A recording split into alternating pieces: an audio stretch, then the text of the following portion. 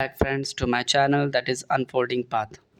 So कल हमने fundamental rights का article 32 right to constitutional remedies पढ़ा, जिसमें doctor B R Ambedkar ji ने इसको heart and soul of the constitution कहा, जिसमें हमने 5 रिट्स भी पढ़े, that is habeas corpus, to have the body of mandamus we command, prohibition to forbid, certiorari to be certified, quo warranto, and by what authority of, right? You are in the office, public office.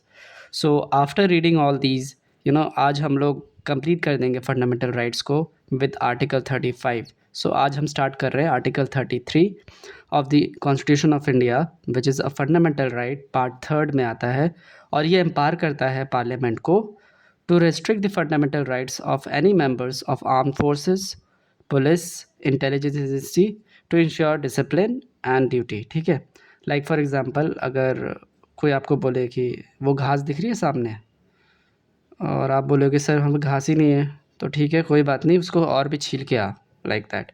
सो आप उस time पे ये चीज़ नहीं कह सकते कि sir उधर घास ही नहीं है तो मैं क्या करूँ, एंड मैं क्यों करूँ, आपकी बात क्यों सुनूँ, मेरे राइट्स का उल्लंघन हो रहा है एंड ऑल. कोई ऑफिसर अगर बोले किसी जवान को, तो आप ऐसा नहीं कर सकते. ठीक है, आपके पास कोई अधिकार नहीं है, अगर चाहे वो लोग कुछ भी कर सकते हैं, like that. So it empowers the parliament to restrict your fundamental rights also. Like for example, कुछ सालों पहले एक रील बहुत फेमस हुई थी, वायरल हुआ था. एक जवान था जम्मू कश्मीर में, वो बोल रहा था कि दाल देखो पूरा पानी जैसा है, खाना ठीक से नहीं मिल रहा है, न्यूट्रिशियस नहीं मिल रहा है, हम लोगों को ऐसे ही खिला दे रहे हैं एंड ऑल. तो वो बाद में उसको कैंसिल कर दिया गया था, उसको हटा दिया गया था, क्योंकि जवान हो, मिलिट्री में हो, आर्म फोर्सेस हो, या पुलिस हो, या इंटेलिजेंस एजेंसी हो, they have no fundamental rights. They have the fundamental rights, but they cannot question in any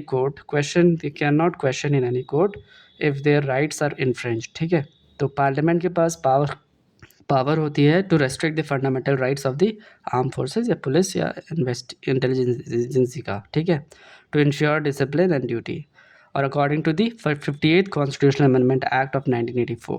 ठीक है, अब आते हैं आर्टिकल 34. आर्टिकल 34 क्या कहता है? It provides for the restriction on fundamental rights while martial law is in force. Like for example, AFSPA है ना, arm forces special powers act है ना, तो ये तो तुम्हारा 1958 में बना था, एंड ज़्यादातर नॉर्थ ईस्टर्न स्टेट्स में ये ज़्यादातर लगा रहता है.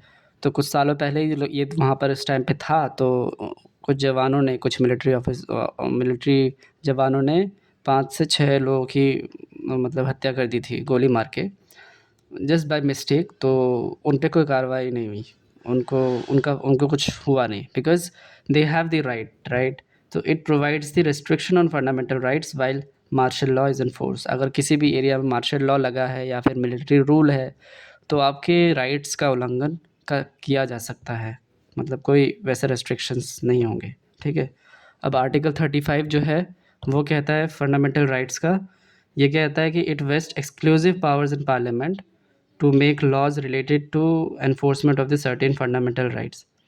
और आर्टिकल 35 जो है वो बेसिकली एक्सक्लूसिव पावर देता है किसको? पार्लियामेंट को, कि टू मेक लॉज, कोई भी लॉ बनाया जा सकता है relating to enforcement of certain fundamental rights.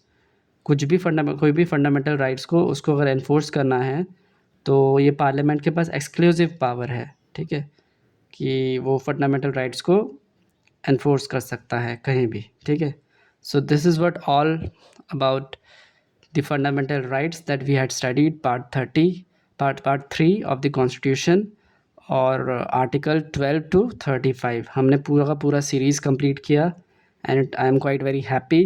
And next class में हम लोग पढ़ेंगे about DPSP and fundamental duties. I think I have already done it, so हम नेक्स्ट क्लास में इसको स्किप करके हम पढ़ेंगे executive, that is part 5th, union executive. ठीक है, article 52 to 78. For the time being, bye bye, thank you.